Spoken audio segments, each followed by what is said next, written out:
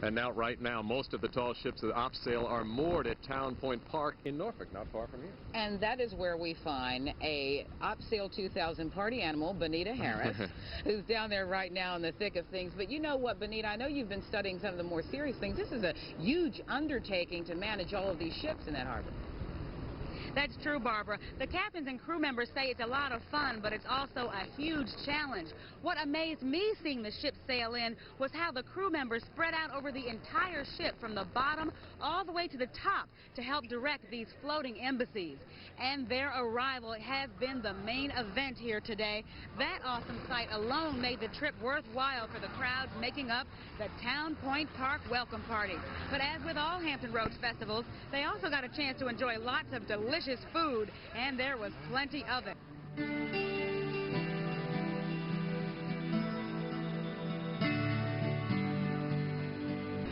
It's coming to Hampton Roads, and LNC and 13 News are bringing it to you live.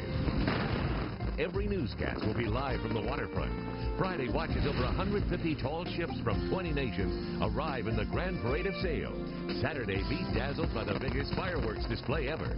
Live coverage of Op Sail 2000, 24 hours a day. Brought to you by these fine sponsors.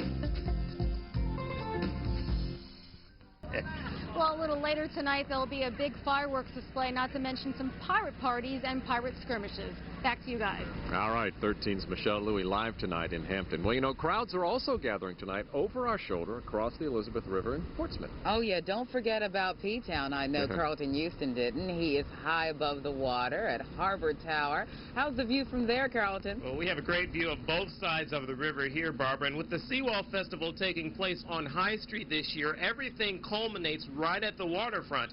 And so far, that's been the biggest draw. It's a familiar festival in a different location. This year's Seawall Festival stretches along High Street in Portsmouth for 7 blocks. Organizers say they're taking on a more international approach by bringing in groups like this 3-man Bolivian band. But the music was only part of the draw. Along the waterfront, eager school children awaited the Picton Castle from Canada, and they waited with gifts for the crew. We have Virginia peanuts. 2 packages of Virginia peanuts. I think they are really neat, and it'll be like a neat experience to get to talk to some of the crew members if we get a chance to do that. It was about the size I expected it to be. It's really awesome, I think. Hosting this ship turned into a summer lesson for these kids from Churchland Elementary School, one day after the last day of school. It sounds like a big deal for you guys. It has been a big deal, and our parents have been wonderfully supportive, the PTA, with the children, so we've become really involved with that. Back live here on the 11th floor of Harbor Tower. Those kids you saw there, Churchland Elementary School, it's been a really big deal. As you heard them mention, they've been working on this since April of last year, so you can imagine the excitement that's been building up, all culminating on this day. We're live in Portsmouth on the 11th floor of Harbor Towers. Barbara, David, back to you. Yeah, lots of fun in P-Town. Tell all my friends hello.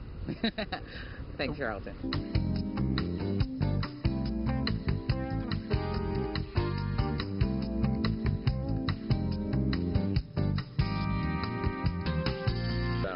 Some of the ships are tied up in downtown Norfolk. Now, pilot Sonny Ray is going to give us a little bit of a flyby in downtown Norfolk here. We're coming up on Nauticus here shortly, and there you see the Esmeralda from Chile, one of the biggest ships in the op sail fleet. And then coming around, you see some of the smaller vessels tied up in the Nauticus Basin there. They've got a pretty good-sized ship shoehorned in on the inside of the pier. And then we come around to Town Point Park and the Outer Berth, and you're going to see a spectacular grouping of tall ships down here, courtesy of photographer Gary Root. Now, thousands of people came out to the waterfront in Hampton Roads to see these ships today, many for the first time. And for some of these people, it's something they may never see again. They say you can't tell the players without a program. That's why tour bus driver Peggy Deal used a guide from the paper to help her appreciate the cruising stern, looming huge and hazy in the distance. These gentlemen have binoculars, and they're looking at the flags, and I was looking them in the paper so we could see who they were. Jackie Clemens and husband Doug live in Ocean View, but the ships were easier to see from Willoughby. It's a chance of a lifetime, you know. We're out here with our binoculars and, you know, getting some pictures, and it's not too often you get a chance to see so many boats from so many different areas. You didn't really need binoculars at Fort Monroe in Hampton. That's where they made the turn from the bay into the Elizabeth River, tacking into the wind, giving thousands of spectators on shore and hundreds aboard the USS Nassau memorable pictures of sailing ships under sail. From his widow's walk back in Willoughby, Gustav Asboth appreciated the effort. And it's quite a chore, if you can imagine, bringing all those sails about. They're working hard to get in there. Oh, absolutely, absolutely. And as we come back live, we'll show you how all the hard work that those crews did this morning was worth it. We got an entire weekend of tall ships to enjoy here in Hampton Roads, and it's an event that isn't going to happen for a long, long time. Get down here while you have the chance. Barbara and David, back to you. All right, thanks so much, 13's Dale Gauding. Well, the Eagle has landed in downtown Norfolk. And we are, of course, talking about the flagship, the Coast Guard's flagship. The 295-foot-long cutter led the parade of sail today. The vessel did not come in at full sail, traveling instead mostly on diesel power. Most of the crew of the Eagle, by the way, are Coast Guard cadets. For them, the Eagle serves as a floating classroom. Every cadet, by the way, who attends the Coast Guard Academy gets a stint on board the Eagle. And the ship, this is an interesting note, used to be under the control of Nazi Germany. And, you know, moving on, there are several locations here in Hampton Roads where people will arm wrestle you for the title of the best location in town to see the parade of sail. But certainly one of the best locations was certainly the USS San Jacinto. Sure was. It was especially thrilling for scores of school kids today who got a chance to visit and visit these tall ships up close and personal. 13's Mike Gooding went along for the ride.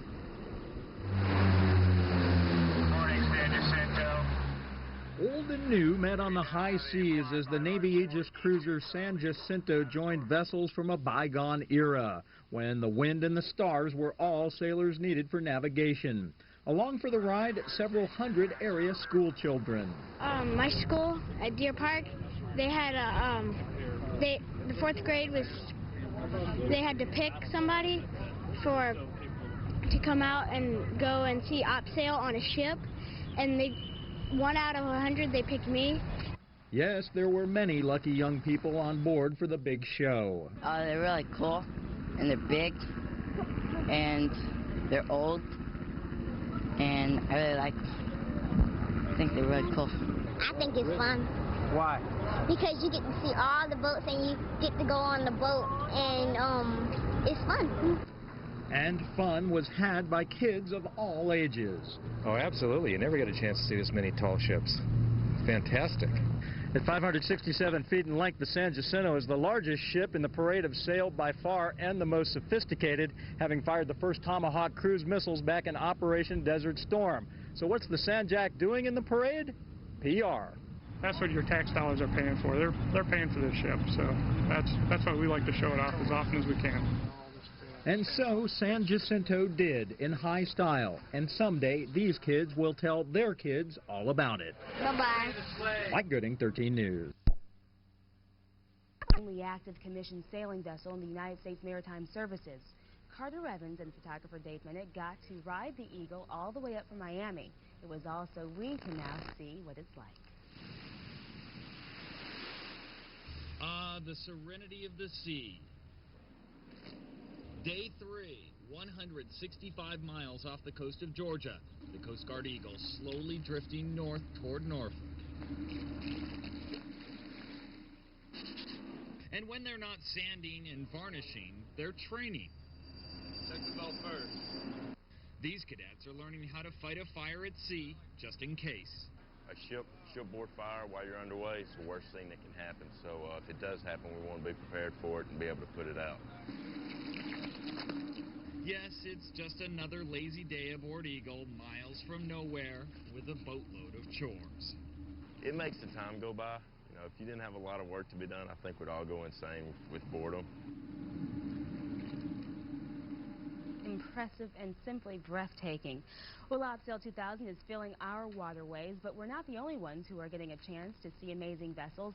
South Carolina is hosting a festival of their own called Tall Ships 2000. The fleet of more than 24 ships are scheduled to pull into Charleston by Monday. Their big event kicked off last week with a ship race from Bermuda headed to Charleston. but the winds were too weak to power their sails, so the ship's captains had to fire up their engines to make it in. It's been 90 years since the gathering of sails has filled Charleston's harbor. Well, do you have a hobby? Maybe collecting old coins, jewelry, or perhaps you have a collection of dolls or Star Wars. 2000 and see it from a bird's eye view. And let's zoom out a little bit. This has been a spectacular ride up the Chesapeake Bay here. You can see several boats that come out to meet us as we're leading this wonderful parade. Chopper 10 2000 is the best way to see everything that came into the Hampton Roads ports this morning. So good. This could flip when he saw us. You gotta know, 10 on your side has opsail covered. You're busy, on the go. Now you can listen to WAVY News 10 on the radio. You don't have to wait or make a date. Just turn your dial to 790. When a storm knocks out your power, you won't be left in the dark. Super Doppler 10 weather, local sports, live reports. WAVY News 10 and WNIS Radio join forces to give you the news on your time, morning, noon, or night. It's coverage you can count on from the station on your side. Up for a great ball game? Then catch WAVY TV 10 Pepsi Bat Night at Harbor Park, Friday, June 23rd at 7:15. The first 2,000 kids 14 and under will get a genuine Louisville Slugger baseball bat. Come see the Norfolk Tides take on the Richmond Braves right here on the river at Harbor Park. Plus, the new state-of-the-art Chopper 10 2000 will land on the field right before your eyes. WAVY TV 10 Pepsi Bat Night at Harbor Park. Show up early, and your kids leave with a free Louisville Slugger bat. Don't miss it.